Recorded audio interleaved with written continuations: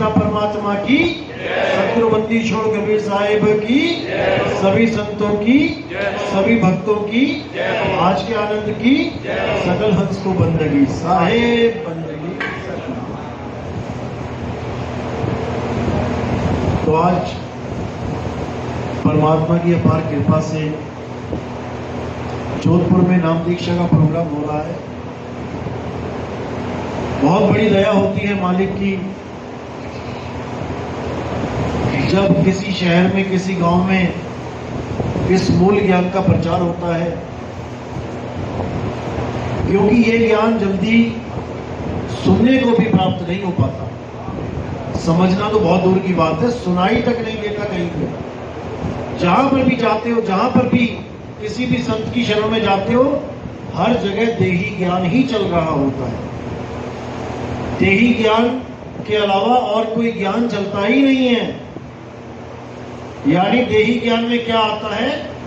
ये शक्लें, ये नाड़ियां, ये श्वासें, ये इंगला पिंगला सुषमना, ये इंद्रिय ज्ञान, मन का ज्ञान, माया का ज्ञान, 3 गुणों का ज्ञान, 5 तत्व 25 प्रकृतियों का ज्ञान, ये पूजा पाठ, ये मंत्र जाप, ये तीर्थ व्रत मूर्त, ये जितने भी पूर्णमासी के व्रत, ये सब देही ज्ञान ही है, तत्व ज्ञान ही है। तत्वों से परे निहि तत्व ज्ञान वो जल्दी सुनाई भी नहीं देने को मिलता। बड़े भागों परमात्मा की दया से तब ये ज्ञान किसी जीव के जीवन में आता है। सुनने को तो हजारों लाखों सुनते हैं इस ज्ञान को, लेकिन ये सबकी समझ में नहीं आता। जैसे गीता कितने समय से चलती आ रही है, कितने बड़े बड़े ऋषि मुनि इस गीता का प्रवचन करते आ रहे हैं। आज भी देखो टीवी सीरियल भरे पड़े हैं, बस तुम टीवी ऑन करो, कोई ना कोई महात्मा मिल जाएगा जो गीता पे प्रवचन कर रहा है। बड़े बड़े संतों ने गीता का टीका किया, उसके बारे में लोगों को जागृति दी, लेकिन कहां पे आके अटक गए? शरीर पे आके अटक गए। कृष्ण जी की गीता शरीरों का ही खंडन करती है, लेकिन ये महात्मा लोग नहीं समझ पाए। शरीरों को और आत्मा को अलग अलग करके नहीं जान पाए। सारी गीता पढ़ने के बाद फिर भी शरीरों की ही पूजा करवा दी जाती है। शरीरों से अलग अपना स्वरूप नहीं समझ पाता कोई, जबकि गीता में कोई कमी नहीं छोड़ी कृष्ण जी ने बताने में कि हे अर्जुन, तेरा और मेरा स्वरूप आत्म स्वरूप है, ना तू शरीर है ना मैं शरीर हूं। शरीर तो आत्मा के कपड़े हैं, हम शरीर नहीं है। और ये राजा महाराजा जो सामने खड़े हैं, ये भी शरीर नहीं है। अध्याय 2 पढ़िए, क्या बोला गया उसमें कि हे अर्जुन, जिन्हें तू ये सोच रहा है कि मैं इनको नहीं मारूंगा, धनुष बाण छोड़ दिया है तूने, अरे तू चाहकर भी नहीं मार सकता किसी को, क्योंकि ऐसा कोई समय नहीं था जब ये राजा महाराजा नहीं थे, और ऐसा कोई समय नहीं आएगा जब ये राजा महाराजा नहीं होंगे।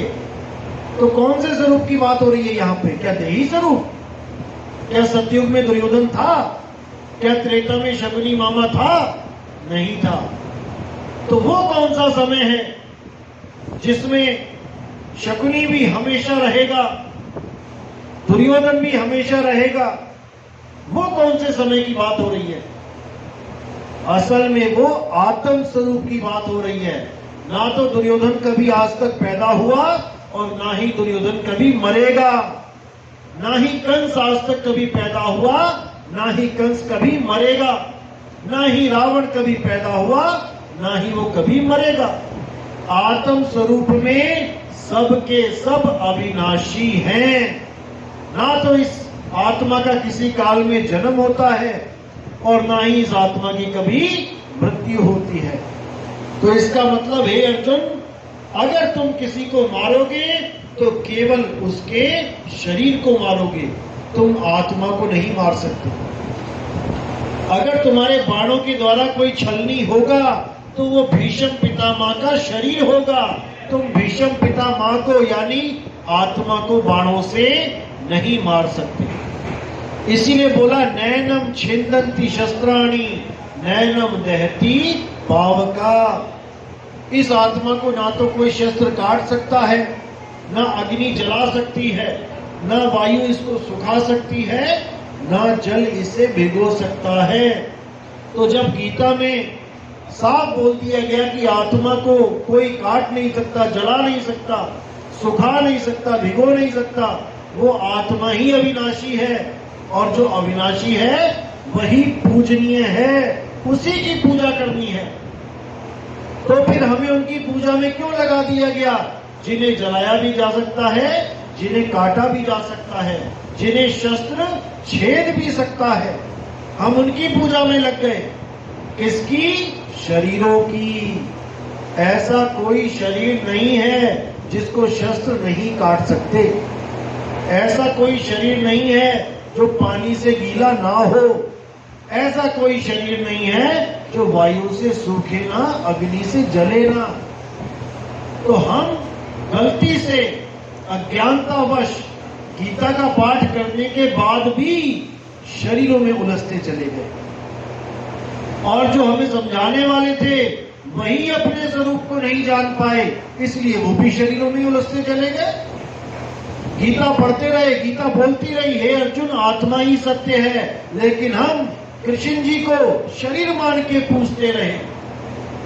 कृष्ण जी ने एक जगह बिल्कुल साफ लिखा है कि मेरा भगत ही मुझ तक मेरी प्राप्ति कर सकता है, मुझ तक पहुंच सकता है, लेकिन जो मुझे इंसान की भांति समझता है।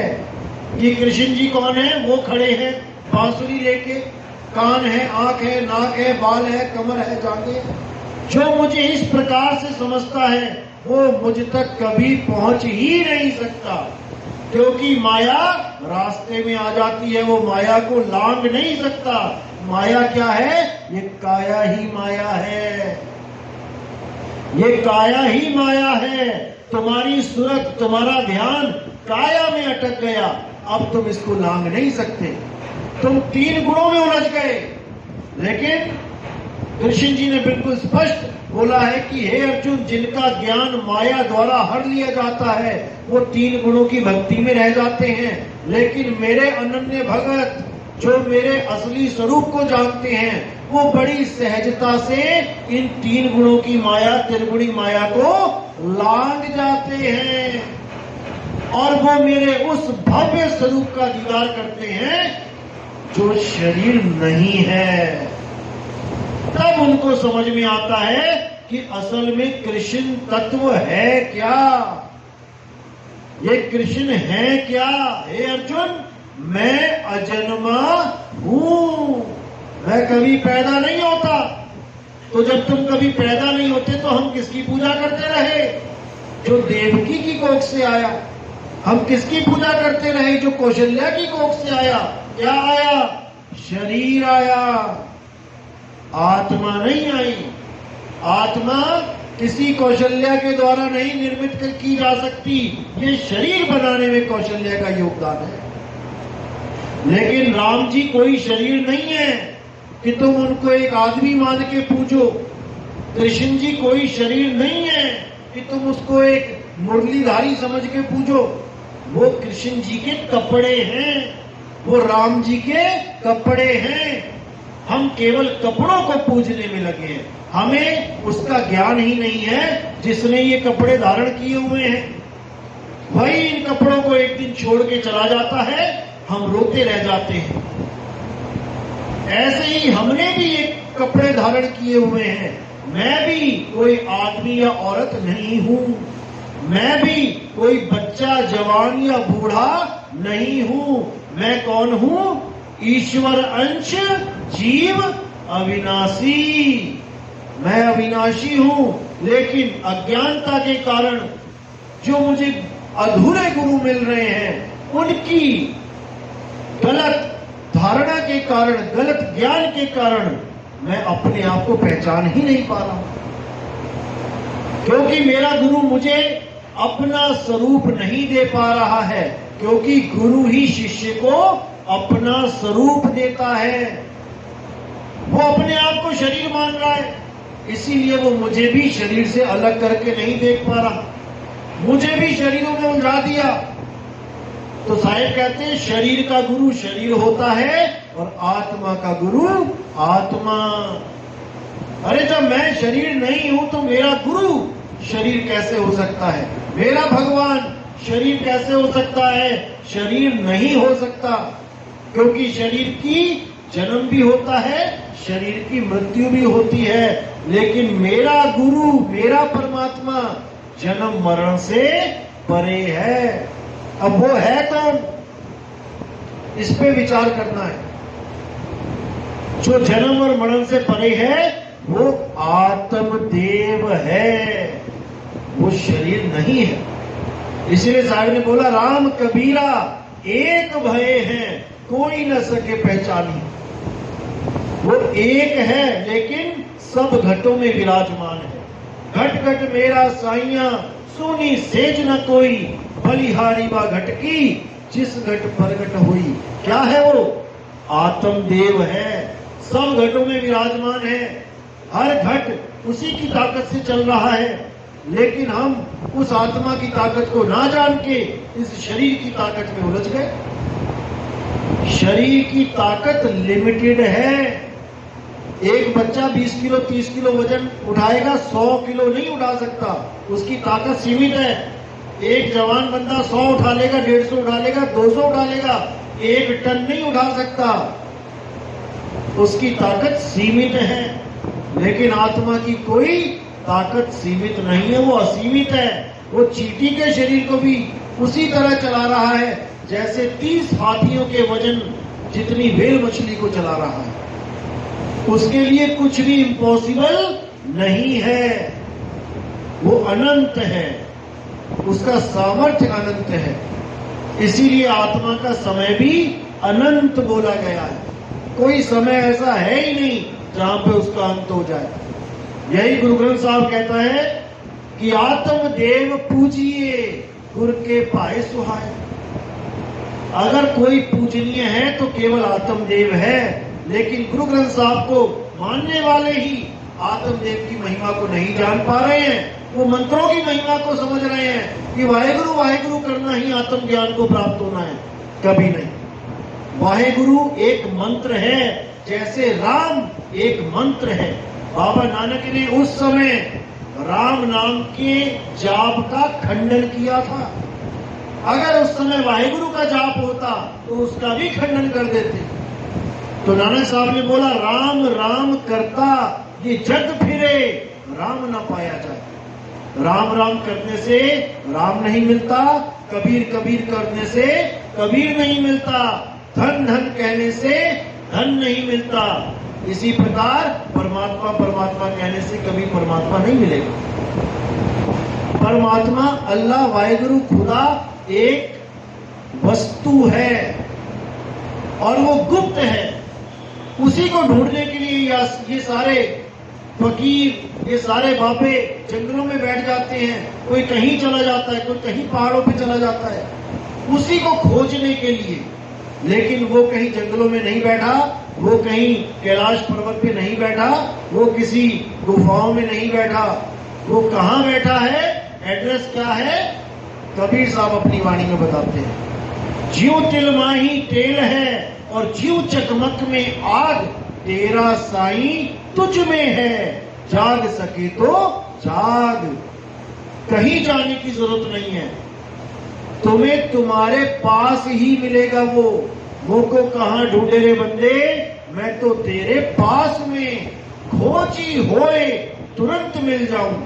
खोजी होना पड़ेगा, जपी तपी सन्यासी नहीं बनना है कि नाम जप जप के 1008 सिद्ध बन जाऊं मैं।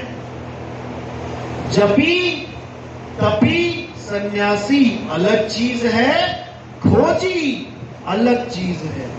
खोजी का मतलब होता है खोज करना। परमात्मा एक खोज है। परमात्मा कोई मंत्र नहीं है कि तुम जब जब के उसको पालोगे।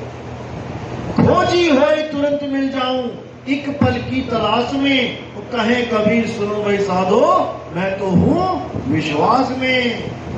जब तुम्हें गुरु पे विश्वास हो जाए कि मेरा गुरु जो ज्ञान दे रहा है वो अटल सत्य है, उसके बाद ना नुकुर नहीं करनी है। अपने मन को, अपनी बुद्धि को, अपने जितने भी ये संदेह है उनको साइड में धर दो। अब आ जाओ पूर्ण विश्वास में।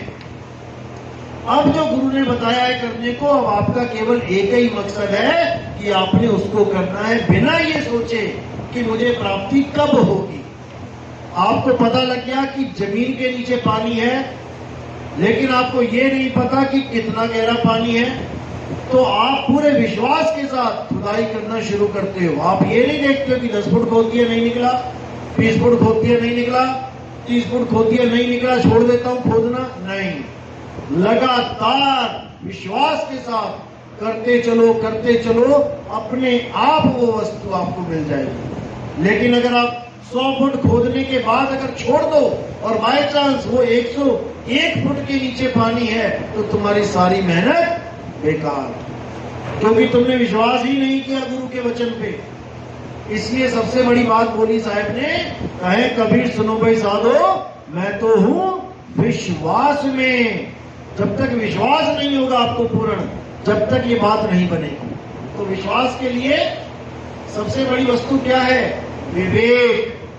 जब आपने देख लिया कि जो मुझे मेरा ज्ञान गुरु दे रहा है, शास्त्रों के साथ मैच हो गया, कबीर साहब की वाणी के साथ मैच हो गया, कुरान के साथ मैच हो रहा है, बाइबल में मैच हो रहा है, अब संदेह नाम की कोई चीज होनी ही नहीं चाहिए। अब अटल होके भक्ति करनी है, जो गुरु बताए उस पे चलना है। तो गुरु क्या समझाता है कि देही को छोड़ो और विदेही को पकड़ो। अरे देही ज्ञान सब जगत बखाने, विदेही ज्ञान कोई बिरला जाने। ध्यान विदे और नाम विदेहा, 2 लख पावे मिटे संदेहा। जब संदेह मिट जाएगा कब? जब उस वस्तु को प्राप्त कर लोगे जिसकी वजह से ये काया माया चल रही है। जब उसका अनुभव कर लोगे तब समझ में आ जाएगा कि मैं शरीर नहीं हूं। अब जब मैं शरीर नहीं हूं तो मैं क्या हूं? मैं ही आत्मा हूं। अब जब आत्मा हो जाओगे आप तो क्या अवस्था बनेगी? हम ना मरिब संसारा, हमको मिला जियावन हारा। अब मैं नहीं मरूंगा। अब कौन मरेगा? ये काया मरेगी। मैं नहीं मरूंगा, मैं तो अमर हो गया, मैं तो अजर हो गया, अविनाशी हो गया। आत्मा के साथ कांटेक्ट में आते ही मैं आत्मा ही हो गया। अभी तक मैं आत्मा को ना समझने के कारण जीव बना बैठा था, शरीर मान बैठा था अपने आप को। तो साहिब कह रहे जीव सोई जो जुग जुग जीवे, उत्पत्त प्रलय माही। उत्पत्त प्रलय क्या है? ये काया ही है। उत्पत्त हो जाती है, प्रलय हो जाती है, लेकिन जीव इसमें अपने आप को ये काया मान के बैठा हुआ है, इसीलिए डर रहा है। नहीं तो ये अमर है, डरने की जरूरत ही नहीं है। जीव सोई जो जुग जुग जीवे, उत्पत्त प्रलय माही। देह धरे भर में 84, निर्भय कबहु नाहि। 184 में भटकता है, शेरों के आगे हिरण बन के भागता है। हर जगह मौत खड़ी है, चूहा बन के भागता है बिल्ली के आगे। हर जगह मौत ही मौत, काल ही काल है। 184 भटकने के बाद फिर एक जन्म मिलता है इंसान का, फिर अपने आप को नहीं समझ पाता, फिर इसी काया के चक्कर में रह जाता है, दोबारा फिर गर्भ में चला जाता है। कहां से आया था? गर्भ से आया था। कहां चला गया? फिर गर्भ में चला गया। तो साहिब कहते हैं जहां से आया और वहीं समाया। कहे कबीर तूने क्या कमाया? इस दुनिया में आगे क्या कमाया तुमने? एक कुत्ता कुतिया के गर्भ से आता है, मर के फिर गर्भ में चला गया। मान लेते हैं, समझ लेते हैं इस बात को कि उसके पास बुद्धि विवेक नहीं है। वो तो बेचारा मजबूर है, जहां से आया वहीं समाने में मजबूर है, लेकिन हम तो मजबूर नहीं है। हम तो समझ सकते हैं कि हम कहां से आ रहे हैं और वापस वहां जाना है कि कहीं और जाना है। हमें सब समझ में आ सकता है, लेकिन अज्ञानतावश, मोहवश, मायावश हम लोग अपने स्वरूप को नहीं जान पाते और हम शरीरों की पूजा में लगने लग जाते हैं। अब जिसकी पूजा करोगे उसी के धाम में जाओगे। गीता में बिल्कुल साफ बोल दिया, हे अर्जुन, जो देवी देवताओं की पूजा करते हैं वो कम अकल हैं। उस पर साफ लिखा है अल्प बुद्धि, यानी शरीर तो बड़ा हो गया 25 साल का, बुद्धि कितनी है 5 साल के बच्चे जितनी। तो वो अध्याय 7 में श्लोक 20, 21, 22, 23 पढ़िए, देखिए क्या लिखा है। उनको कम अकल बोला है, अल्प बुद्धि बोला है जो देवताओं की पूजा करते हैं, और जो भूतों की पूजा करते हैं उनको तो साफ बोल दिया भूतों के लोक में जाएंगे। देवता की पूजा करने वाले देवलोक को जाएंगे, पितरों की पूजा करने वाले पितरलोक को जाएंगे। इनमें से एक भी मुझ तक नहीं पहुंच सकता, क्योंकि कोई मुझे देवता मान के पूजेगा मंदिरों में, कोई मुझे पितर बना के पूज देगा, तो इन्हीं शरीरों में उलझा रह जाएगा और जो मेरा असली अजन्मा स्वरूप है वहां तक वो नहीं पहुंच पाएगा। तो कबीर साहब भी मोहर लगाते हैं कि आत्मज्ञान बिना नर भटके, कभी काबा कभी काशी, और जल में मीन प्यासी, मोह देखत आवे हंसी। आत्मज्ञान बिना नर भटके, यानी तुम अपने आप को जानो भाई, तुम शरीर नहीं तुम आत्मा हो, और जब तुम अपनी आत्मा को छीन लोगे तो परमात्मा तुमसे दूर रह ही नहीं सकता। अगर फूल की खुशबू को प्राप्त करना है तो फूल के पास चले जाओ, फूल से खुशबू दूर रह ही नहीं सकती। ऐसे ही आत्मा से दूर परमात्मा हो ही नहीं सकता, ऐसे ही दूध से घी अलग हो ही नहीं सकता। दूध में ही घी है, लेकिन नहीं समझ में आ रहा। इसलिए साहिब ने बोला आत्म चीन है तो परमात्म चीन है, संत कहावे सोई, और यह भेद काया से न्यारा, पूछे बिरला कोई। ये काया से न्यारा है, काया से बाहर है, लेकिन हमें भेदी गुरु ना मिलने के कारण नहीं समझ में आता। तो हमारे जीवन में जो जरूरत है हमारी, वो है भेदी गुरु की, ना कि जपी तपी सन्यासी गुरु की। कि मेरे गुरु जी ने मुझे जाप दिया है, मंत्र दिए, मैं उसको जपता हूँ, मेरे गुरु भी जपते हैं, मेरे गुरु के गुरु भी जपते हैं। तो भैया वो भेदी गुरु नहीं है, वो जपी है, और तुम्हें भी जपी बना दिया।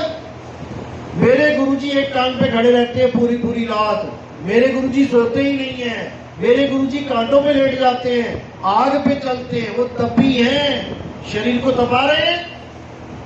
तो जपी तपी और सन्यासी, इन तीनों में भेदी कोई नहीं है। भेदी गुरु वो होता है जो ये भेद जानता है कि मैं एक आत्मा हूं, और वो अपने स्वरूप को सिद्ध कर चुका है, वो जान चुका है कि मैं क्या हूं। अब उसको कोई भरमा नहीं सकता कि तुम एक शरीर हो, तुम्हारे चेले भी शरीर है। अब वो ना खुद शरीर है और ना उसके चेले शरीर है, वो भी एक आत्मा है, उसके शिष्य भी एक आत्मा है। वही आत्मज्ञान वो अपने लिए प्रयोग करता है और वही आत्मज्ञान वो आपको देता है। शरीरों का खेल ही खत्म। तो इसीलिए अध्याय 4 34वां श्लोक गीता में यही बता रहा है, हे अर्जुन, अगर तुम अपने सत्य स्वरूप को जानना चाहते हो, तुम ऐसे गुरु की शरण में जाओ जो अपने स्वरूप को सिद्ध कर चुका है। वही तुम्हें तुम्हारा स्वरूप दिखा सकता है। एक बार स्वरूप ज्ञान हो जाने के बाद तुम कभी असत्य को प्राप्त नहीं होते, ये माया तुम्हें विचलित नहीं कर सकती। तो उसी गुरु की तरफ इशारा, वो भेदी गुरु है, उसी की तरफ कबीर साहब भी इशारा करते हैं, मदन साहिब भी इशारा करते हैं कि सोई गुरु पूरा कहावे, जो 2 अक्षर का भेद बतावे, एक छुड़ावे और एक लखावे, तब प्राणी निज घर को जावे। एक छुड़ावे, क्या छुड़ावे? देही छुड़ावे, ये दुनियादारी छुड़ावे, ये असत्य छुड़ावे, मंत्र छुड़ावे, ये तपस्या छुड़ावे, ये पूजा पाठ व्रत आरती, ये जितने तीर्थ धाम है ये सब छुड़ा देवे। और एक लखावे, क्या लखावे? तुम्हारा आत्म स्वरूप लखावे, जिसको लगने के बाद हे अर्जुन तुम कभी भी अज्ञान को प्राप्त नहीं हो सकते, क्योंकि तुम्हें स्वरूप बोध हो गया। जिसको नहीं पता कि करंट से पंखा चलता है वो उसको एक ही मान के बैठा है, लेकिन जो जानकार है वो पंखे को और करंट को अलग अलग करके जानता है। उसको पता है पंखे को छूने पे करंट नहीं लगता, लेकिन तार को छूने में जो करंट है वो उछाल के बाहर फेंकता है। तो दोनों के स्वरूप का बोध हो जाने पर वो कभी भी पंखे को करंट नहीं समझ सकता, क्योंकि करंट का स्वरूप अलग है, पंखे का स्वरूप अलग है। तो यही स्वरूप ज्ञान अब इस पद में उजागर हो रहा है और पूरे विश्व में ये ज्ञान की लहर चल रही है। ये ऐसी सुनामी बन के आएगी कि इस पूरे संसार से ये जितना भी देही ज्ञान है, जितना भी मंत्र ज्ञान है, इसका सुपाड़ा ही साफ कर दिया जाएगा। इसीलिए कबीर साहब ने बोला घर घर होगा बोध विचारा। घर घर यानी ऐसा कोई घर होगा ही नहीं आने वाले समय में जहां पर ये ज्ञान नहीं चलेगा, नहीं सुनेगा। घर घर में, गली गली में, गांव गांव और शहर शहर में एक ही लहर चलेगी, आत्म ज्ञान की लहर चलेगी। वो आत्म ज्ञान ही जगदीश है। इसीलिए साफ बोल दिया, ना रहेगा ईसा ना रहेगा मूसा, राज करेगा जगदीसा। यानी वो आत्मा ही सब पे राज करेगी, जो अजर अमर अविनाशी है, अचिंत है, अबोल है, अडोल है, अकह है, अनाम है, निअक्षर है, नितत्व है। बस उसी की महिमा चलेगी। और ये जितने भी शरीरधारी गुरु बैठे हुए हैं, जो अपने शरीरों को परमात्मा कह के पुजवा रहे हैं, ये सब अपनी भाषा बदल देंगे। याद रखना, एक ऐसा समय आएगा जब बिना आत्म ज्ञान के कोई बात ही नहीं करेगा। जितने लोग ये मंत्रों की महिमा गाते हैं, ये शरीरों की महिमा गाते हैं, ये सब के सब एक ही भाषा बोलेंगे। बोलना पड़ेगा, मजबूरी हो जाएगी, क्योंकि आने वाले समय में आत्म ज्ञान के अलावा और कोई ज्ञान चलेगा ही नहीं। इसलिए साहिब ने बिल्कुल क्लियर कर दिया था कि पूरे संसार में एक ऐसा पंथ चलेगा जिसको कोई काट ही नहीं पाएगा, जिसके ज्ञान को। और उसी को 13वां पंथ बोला गया है। 12 पंथ काल फुरमाना, भूले जीव न जाए ठिकाना। 13वें पंथ हम ही चले आए और सब पंथ मिट के एक पंथ चलाए। अब भ्रमित करने वाले क्या कहते हैं कि 13 वो गिनती में 13 नहीं, वो 13 परमात्मा का। अरे भाई बिल्कुल सही है, वो 13 परमात्मा का ही है, लेकिन 12 पंथ कहाँ है फिर? ये 12 क्या साबित करोगे तुम? बोलने वाले, भरमाने वाले ऐसे भरमाते हैं क्योंकि इनकी दाल 13 में नहीं गलेगी, लेकिन अपने आप को सिद्ध कैसे करें कि हम भी परमात्मा का पंथ चला रहे हैं? तो ये गिनती वाले 13 को ये 13 मेरा वाला 13 बना देते हैं कि 13 पंथ हम भी चला सकते हैं, क्योंकि 13 यानी परमात्मा का। भाई ये गिनती का पंथ है 13वां। 12 पंथ काल के हैं, 12.5 पंथ भी चल रहा है यहाँ पे। जो मदन साहिब का पंथ है वो 12.5 पंथ है।